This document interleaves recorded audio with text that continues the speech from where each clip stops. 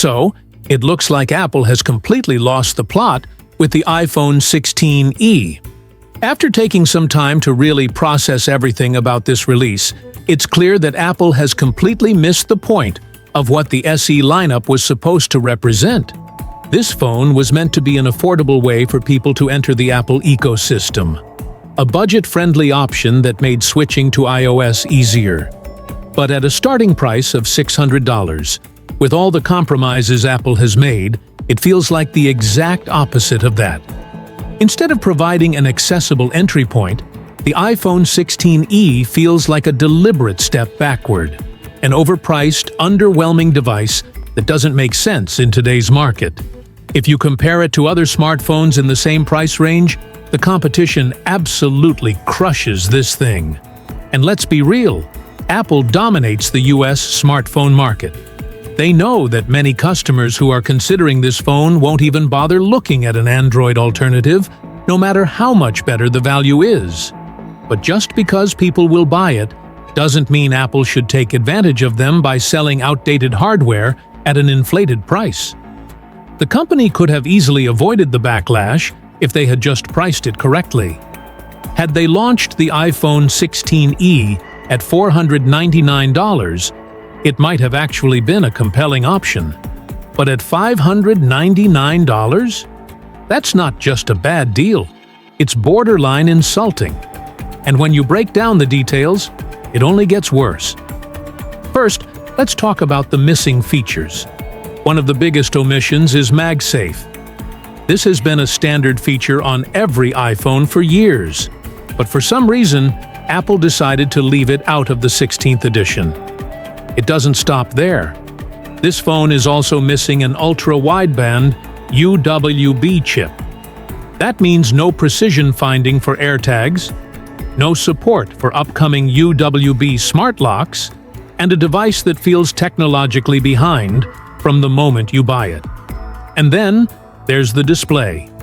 We are in 2025, and Apple is still selling a phone with a 60 Hz refresh rate. In a world where even budget Android phones have switched to 90 Hz or 120 Hz displays, this is just embarrassing. Apple loves to talk about their focus on user experience, but apparently, that doesn't apply to giving customers a smoother, more responsive display. And speaking of Apple's marketing tactics, they're up to their usual tricks again, taking a limitation and spinning it as a feature. This time, they're calling the single-lens camera a two-in-one system, which is really just a fancy way of saying digital zoom. Every phone can crop into an image and call it telephoto, but Apple acts like they've just revolutionized smartphone photography. Under the hood, the iPhone 16e is running on the A18 chip. That sounds impressive, until you realize Apple deliberately downgraded it compared to the regular iPhone 16. The GPU has fewer cores, meaning it won't perform as well as other A18-powered devices. And for what reason? Just to create artificial separation between models? But it doesn't stop there. This phone also introduces Apple's first in-house modem. On paper, that might sound like a big step forward. In reality, it's a downgrade.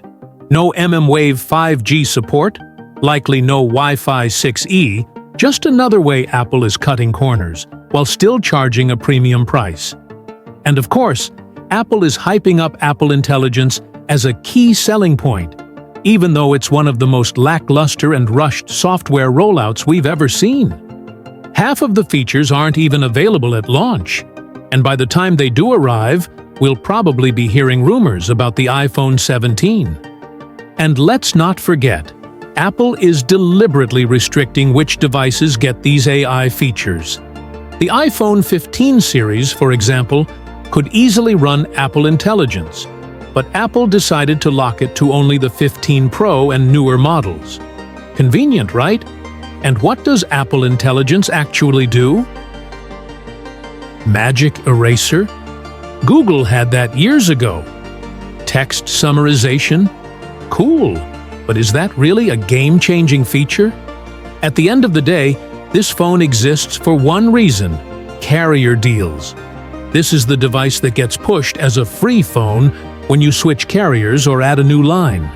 That's the real reason Apple made it, to capitalize on carrier promotions, not to provide a genuinely good budget iPhone. And that would be fine if Apple was simply offering a cheaper device, but instead, they're actively making worse phones just to fit into these deals. Instead of creating a true budget-friendly iPhone, they're selling an overpriced, artificially limited product. Knowing that most buyers won't even care because they're getting it on a monthly payment plan. And if you need proof that this strategy isn't working, just look at the pre-orders. When the iPhone 16 Pro Max launched, certain configurations sold out in under 20 minutes. Apple had to push back delivery estimates within the first hour. That has not happened with the iPhone 16e. That tells you everything you need to know about demand. But the people buying this phone aren't the ones pre-ordering online. They're more likely to walk into a store, see a carrier deal, and pick it up on the spot. But that doesn't change the fact that Apple is playing its customers for fools. The iPhone SE used to be about value. The iPhone 16e is about profit. Apple could have avoided all of this backlash if they had just priced the iPhone 16e reasonably. If it launched at $499, the conversation would be completely different.